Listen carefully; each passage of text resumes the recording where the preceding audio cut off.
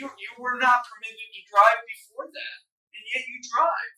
Why? How many children do you have? Do you care about that? Do you care about them enough to do everything you're supposed to do? Oof. The judge cuts right to it. She's staring down jail time, and her answer? Apparently not. Let me ask you, if your freedom was on the line, what lengths would you go to avoid jail? Comment below. Avoid going to jail for 3 days? Apparently not. Court is on the record of the City of Banaya versus Jocelyn and Cook. Case numbers 25 TRD 492 and 22 TRD 605. On June 17th, 2025, Ms. Cook entered not guilty pleas to one count of no operator's license, a first-degree misdemeanor, and illumination of rear license, a minor misdemeanor, in the 25 TRD 492 case. We conducted a first pretrial conference on June 30th, and today we're scheduled for a second pretrial conference in that case today. As I said, the court is also taking up 22 TRD 605.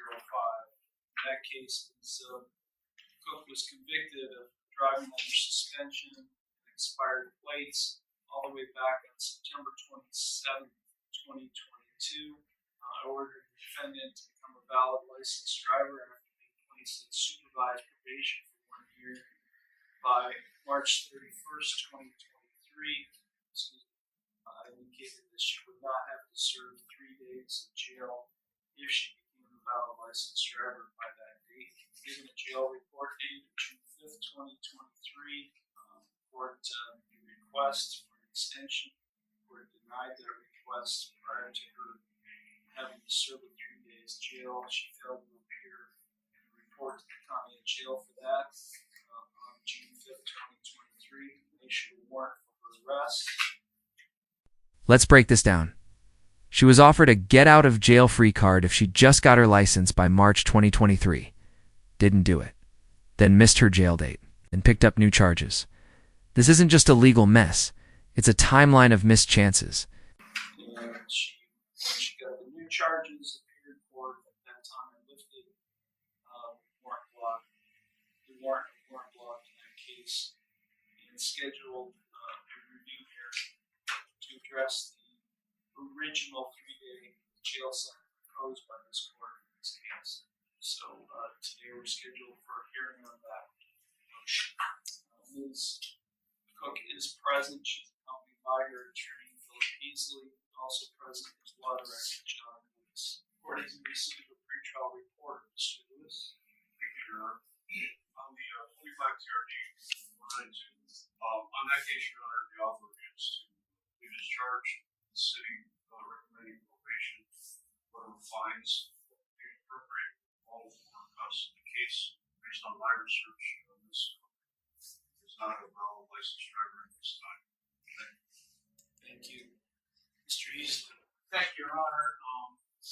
We are in agreement with those recommendations for that matter, Your Honor, and this is also a hearing on the case, which I'm sure will take it up. Ms. Cook, it's my understanding that you wish to change your original not guilty pleas and plead guilty to no operator's license, a first-degree misdemeanor, and to illumination of rear license, a minor misdemeanor, in the 25 TRD 492 case. Is that what you wish to do today?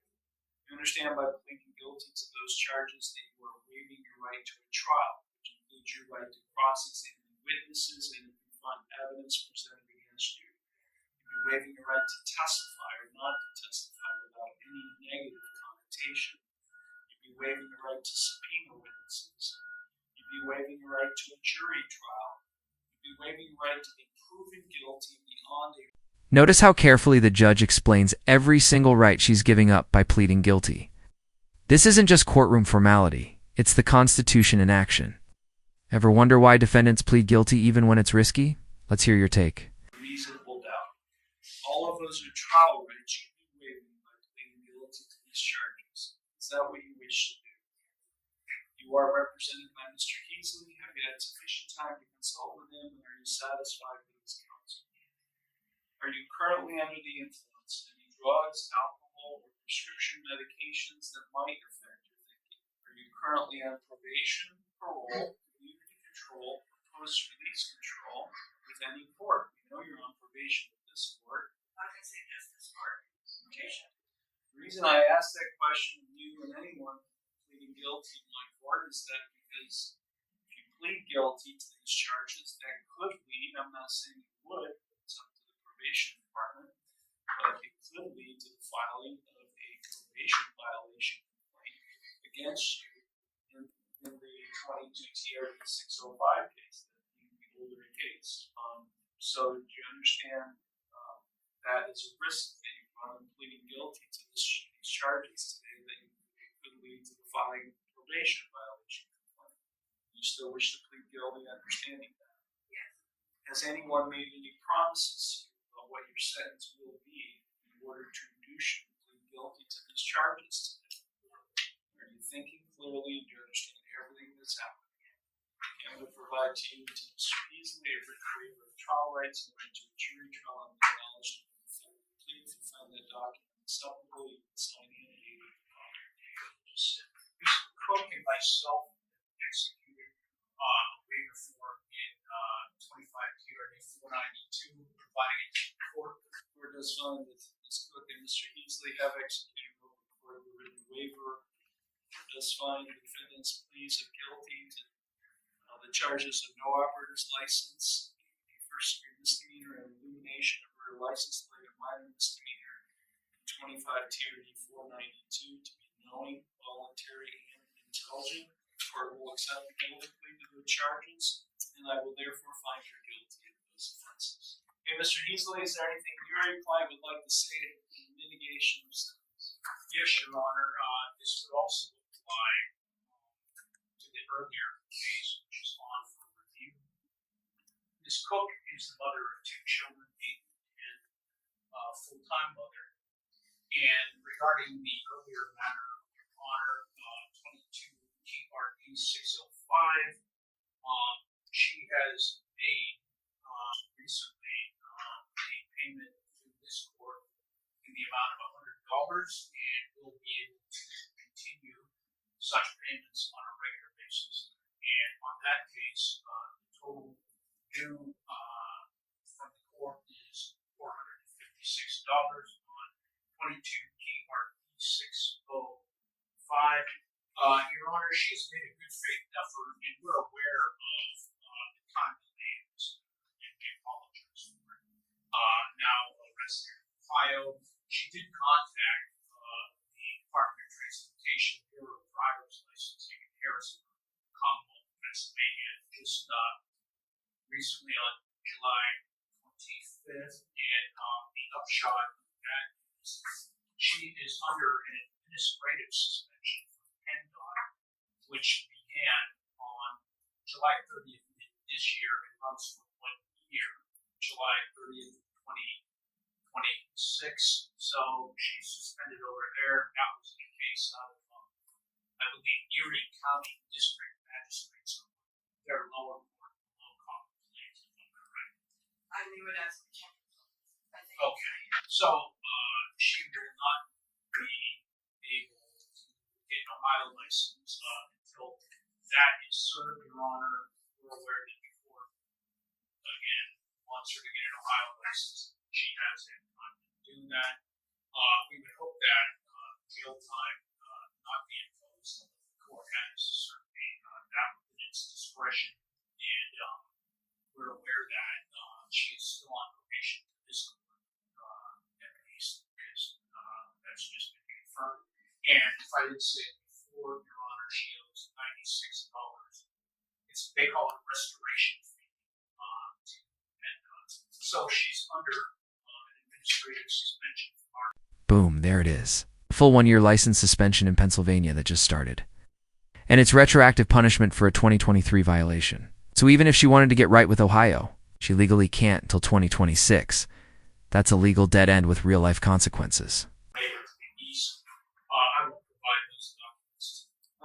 The court received a copy of those. I don't know if Mr. Lewis has. I showed it to you. The court was filed August 1st. So somebody filed documents, which were 2-page documents. provides it, so I already have a copy. Anything else, Mr. Kisi? That's all, Your Honor. She is looking at jail time. We would hope that the court find the court on that if possible.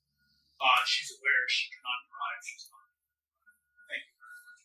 Ms. Cook, is there anything you would like to say before I close sentence? I'm trying to get my license. I know I messed up, but I'm trying to better myself. So what happened that led to this 1-year license suspension in Pennsylvania?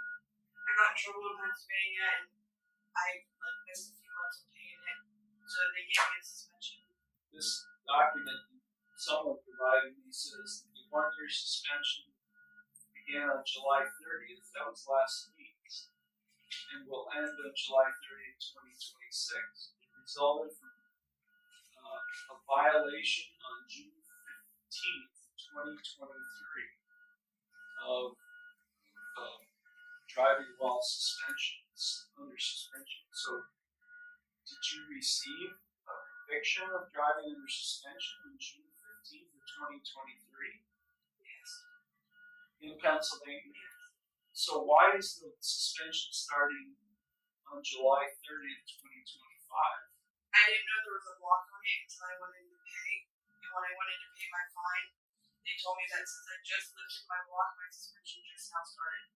I mean, I ordered you to become a valid licensed driver in the older case. This on September of 2022. I ordered you to become valid by then. Essentially, I basically said you have to spend 3 days in jail unless you become valid by that date. You asked me for an extension. I ordered you to become valid by March 31st. I gave you a jail report date for June 5th, and you failed to report to jail. So all of that took place before this June 15th, 2023 to Pennsylvania. So why did you be valid back in 2023 before this new charge? Why didn't you follow my order? I thought the block was You tried when? I've been trying. But when I finally got a hold of PennDOT, that's when they told me that I had the block. So I paid the block and then it started my suspension. Why didn't you show up for jail when I ordered you to show up? I could have found a babysitter for my kids. I had my kids those days. I tried everybody. You've given me proof that you just tried to become valid last week. Do you have anything to show me that you took efforts to become valid back in 2023 when I ordered you to become valid? No. I went to the DMV here in Ohio when all that happened. But they just kept telling me that I was blocked. I couldn't do anything. And then I called PennDOT because I thought maybe it was from Pennsylvania. You called PennDOT in 2023? Oh, no. That's what I'm talking about. I'm not talking about what you did in last week. I'm talking about what you did in 2022 and 23 when I ordered you to become valid. What did you do back then? I went to the DMV and it said it was blocked. And then what did you do after they told you it was blocked? Nothing really. And yet you still drive. And that's what we're here for today is the new case. You choose to drive when you're not supposed to drive. You're just not under this new administrative license suspension in Pennsylvania for a year. It just started last week. You were not permitted to drive before that. And yet you drive. Why? How many children do you have? Do you care about that? And again, the judge comes back to the heart of it. Do you care about your kids enough not to go to jail? That's heavy, real stakes. For every viewer who's ever felt stuck between legal trouble and personal responsibility, what would you do in her shoes? Do you care about them enough to do everything you're supposed to do to avoid going to jail for 3 days? Apparently not. Officer Benoit is in the courtroom. Probation. Officer Benoit, has she had any communication with you? Before that? Just from last year. No, there's no way you can become a valid licensed driver next year. That'd be one stuff. In 25 TRD 492 on the no operator's license charge, 180 days will be suspended. The defendant is placed on supervised probation for 2 years. She shall have no criminal or traffic offense for 2 years. I'm going to order that she become a valid licensed driver. by September 30th, 2026, imposing a $250 fine and court costs. She is not subject to an additional license suspension. Did you have insurance in the date of the offense? In this case, that we were just stopped on June 7th, the officer said he didn't have insurance. Did you have insurance in the vehicle you were driving? Honestly, I don't know if it was my vehicle.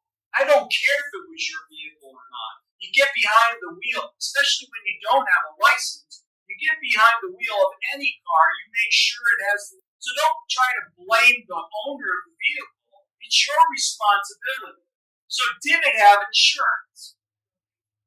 Since I'm giving her time, make a finding that she provided proof of insurance, so she doesn't have another license suspension that would basically delay her becoming valid by the deadline they've just given her.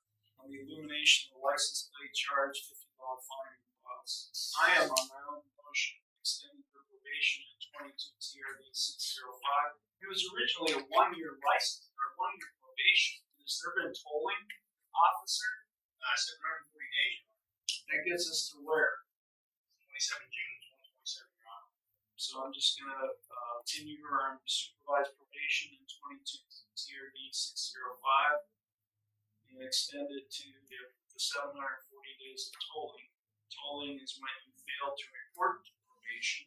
So 740 days you failed to do that, so now your probation in that case is extended for 740 days. And in this case, I'm going to order you to become as well a valid licensed driver by September 30th, 2026. Now that's a good year plus. I'm just going to ask the probation officer to put it on the stickler that we schedule this for a sentence compliance hearing in October of 2026. And then the officer will have to contact you, Ms. Cook, for that hearing. We can give you a hearing date today, but that's, you're going to have to put it on your calendar, remember, but he's going to have to remind you as well. But Ms. Cook, I'm not sending you to jail for 3 days in the older case, but on that older case, I'm suspending all 180 days in jail. But these sentences do run consecutive. Look, if you want to come in good graces with me, then you're going to become valid by next year. And there's the final warning. Be valid by next year or go to jail. Will she make it? That's anyone's guess. But here's a bigger question. Should jail even be on the table for a suspended license? Let's debate it. If you're not valid by September 30th, 2026, you're going to jail. I've heard that. Advising you of your right to appeal. Your right to appeal without cost. Your right to have counsel appointed on appeal without cost. Your right to have documents provided when necessary to file an appeal without cost. And your right to have a notice of appeal timely filed on your behalf. Okay, you're making payments. You made a payment today. How much can you continue to afford to pay this court every month? $100 a month. So you paid $100 today. Is that what I understand? No, I paid on Friday. Last Friday. Okay, so you paid last Friday, which was August 1st. I honestly paid this Friday. So I'll say $100 per month. On all cases, you owe the court money starting August 8th, this Friday, 2025, and continuing no later than the 8th day of each month thereafter, until all fines and costs are paid for. Okay, anything further, Mr. Lewis? No, sir. Mr. Heasley? No, Your Honor. Thank you very much. Thank you very much. This matter is concluded.